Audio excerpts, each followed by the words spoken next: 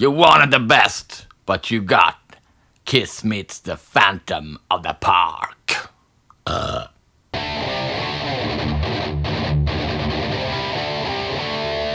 And in 1977 they released this album, which was actually the last album where all the four original members played. They haven't done it since, except on one song, I think, from the Psycho Circus album that came out in 1998. It's 1978 and Kiss is one of the biggest things on the earth, but at the same time the band is coming apart. So they decide to release solo albums from each member. These are the only two I've got because the other ones are not so good, I think. When they released the solo albums to kind of try to get the band back together as a unit, they also decided to make a movie because they were one of the biggest things on earth, so why not make a movie? It's gonna be great. It's gonna be a mix between A Hard Day's Night and Star Wars. Star Wars was a huge hit and it came out the year prior, I think. So why not make something in that vein mixed with some rock and roll?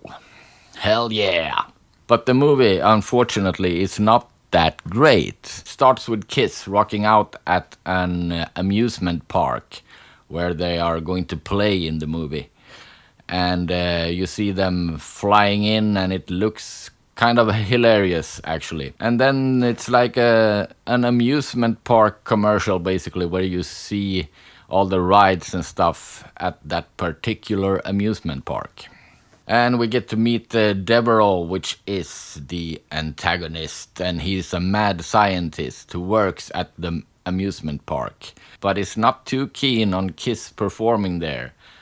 So there are some problems brewing. After that, we see some more of the Kiss individual powers, where we see that Paul Stanley, he can shoot an eye beam from his eye.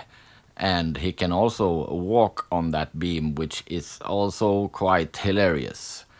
Gene Simmons can breathe fire, and Ace, he can shoot laser beams with his fingers, and also he can do some teleportation, which comes in handy later. Peter Criss, I don't know exactly what his powers are, actually. Maybe being cat-like, he can jump around, but all of them seems to be able to fly. And Gene and Ace, they have a couple of signature sounds that they do. Gene does this, and Ace does. Deveraux uses a mind control chip on one of the characters in the movie to steal the amulets that give Kiss their powers, but he doesn't succeed yet. Deveraux creates a fake Gene Simmons robot who starts to demolish stuff on the amusement park, and he also attacks a couple of cops.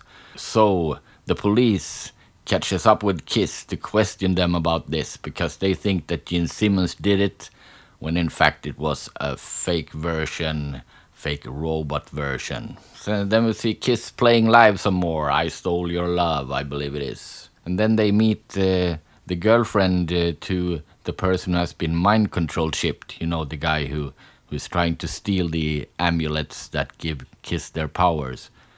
And when they meet the girlfriend, she is very sad because her boyfriend is gone for now, and they try to cheer her up by playing a version of Beth. And then Kiss gets into fighting a lot of Deveraux's monsters, some, I don't know what it is, like polar bear monsters of some sort. They also fight some samurai martial arts dudes. They fight Frankenstein's monster, Dracula, Wolfman. Some awesome kicks. Awesome throwing. Fire breathing. And acrobatics. And ultimately they're captured by Deveraux and put in a laser cage. Because by this point, Deveraux has managed to steal the amulets with the help of this mind-controlled boyfriend. And while Kiss is in this laser cage, Deveraux unleashes a fake version of Kiss, the entire band, who plays a version of Hotter Than Hell called Rip and Destroy. And when you sing Rip and Destroy to a crowd, they go insane and starts ripping and destroying, because that's the way things work, apparently.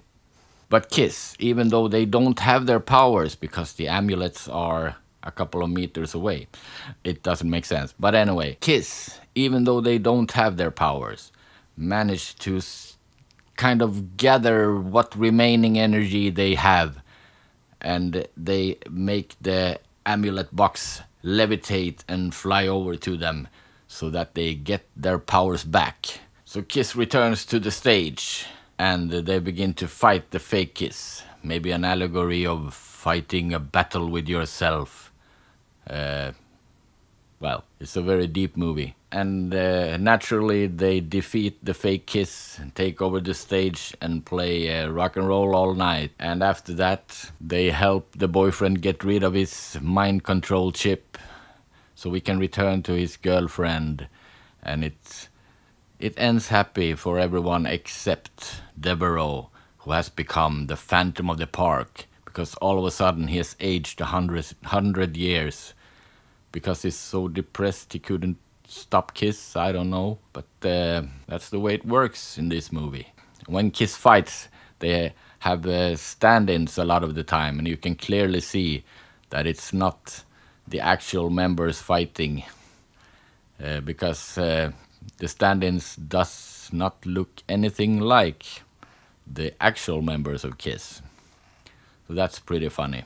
Well, the movie flopped, but in hindsight it's pretty funny to watch for what it is. And it's Kiss, the hottest band in the world.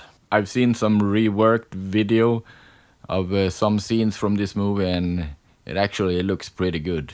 So I hope someone will redo the whole thing one day. Kiss meets the Phantom of the Park. Movie was also released in another version called Attack of the Phantoms that featured some more of the solo album material. If you want to see more, take a look at this video and subscribe. And I'll see you when it's time for the next video. And we'll see what that is. Could be heavy metal, it could be horror, or something in between, or both. See you next time.